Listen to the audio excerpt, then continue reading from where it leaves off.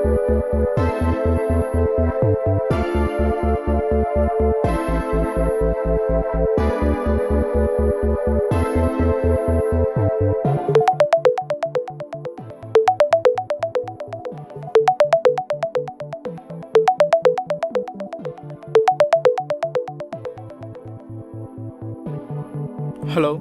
Happy birthday రా Santosh.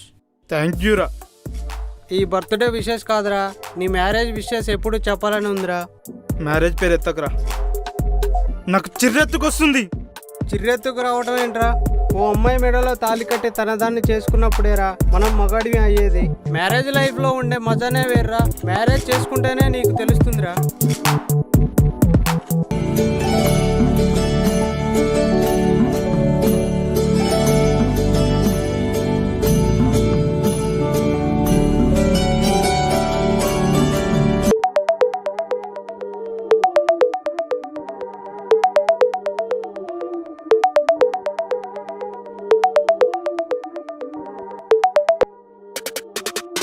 Hello Santosh, happy birthday రా.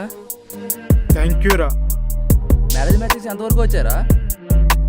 Matches set కావట్లేదురా, చూసి చూసి విసుకొస్తుందిరా. మన ఏజ్ బార్ అయిపోతుందిరా. అమ్మాయి ఎలా ఉండాలి, ఎలా ఉండాలి, ఏం చదివింది, చదవలేదు, తెలుపా నలుపా అనేవి ఏం చూడకూడదు. No caption, only one option, marriage. పెళ్ళి పెళ్ళి అని చావగొడుతున్నారు కదరా. అసలు అమ్మాయిని ఇస్తే కదరా పెళ్లి చేసుకోవడానికి.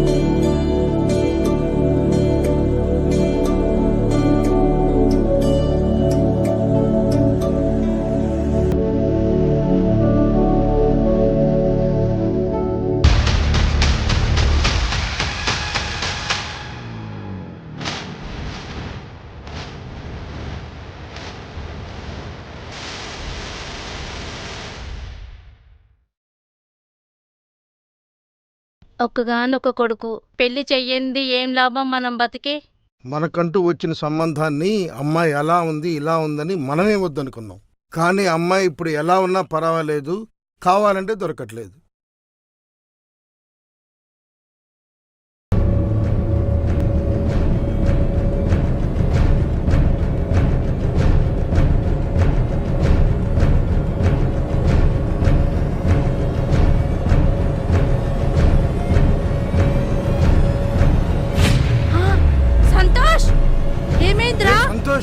ఏంట్రా ఏమైంది? ఇది?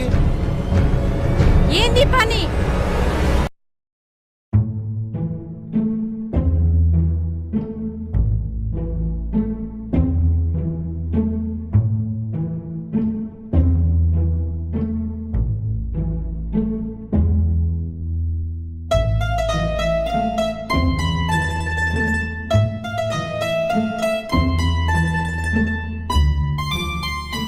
ఎందుకు చనిపోవాలనుకుంటున్నావురా? పెళ్లి కానీ లైఫ్తో విసిగిపోయాను నాన్న నేను. నీకు పెళ్లి కాదని ఎందుకు అనుకుంటున్నావురా? నాకు పెళ్లి చేస్తానన్న నమ్మకం మీకుందా నాన్న?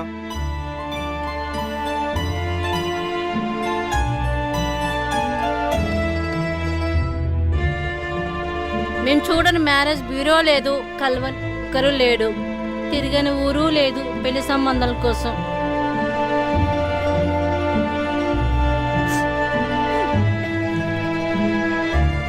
ఒకప్పుడు ఆడపిల్ల అంటే అబార్షన్ చేయించేవాళ్ళు. ఆడపిల్ల పుట్టిందంటే పురిట్లోనే చంపేసేవాళ్ళు. అదే ఇప్పుడు మగవారికి శాపంగా మారిందిరా. ఆ ఆడపిల్ల కోసమే కళ్ళు కాయలు కాచేలా చూస్తున్నావు. అప్పుడు మగవాళ్ళు చేసిన పాపమే ఇప్పుడు మగపిల్లలకి శాపంగా మారి పెళ్లి కాకుండా ఎంటాడుతుంది.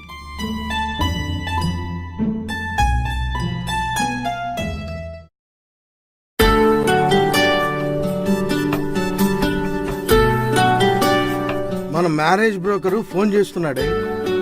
దేవుడా, ఈ సంబంధమైనా కుదిరేటట్టు చూసామి. పెళ్లి సంబంధం చూస్తారా సార్? చూడటమే కాదండి, పెళ్ళే చేసుకుంటాం. కానీ కొన్ని కండిషన్స్ ఉంటాయండి. ఆల్ కండిషన్స్ అగ్రీ అండి. పెళ్లి సంబంధం కుదిరితే చాలు. అయితే రండి. ఓకే అండి.